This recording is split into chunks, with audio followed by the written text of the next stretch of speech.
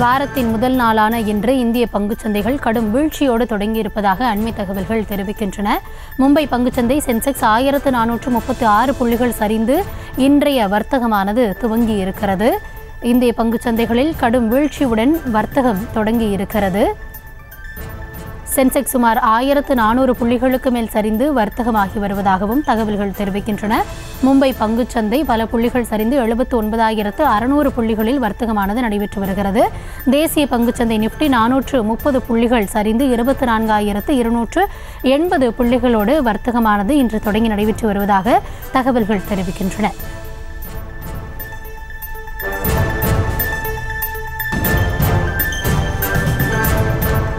இந்திய பங்குச்சந்தைகளில் கடும் வீழ்ச்சியானது ஏற்பட்டிருக்கிறது. செய்திகளை உடனுக்குடனும் துல்லியமாகவும் தெரிந்து கொள்ள சப்ஸ்கிரைப் பண்ணுங்க.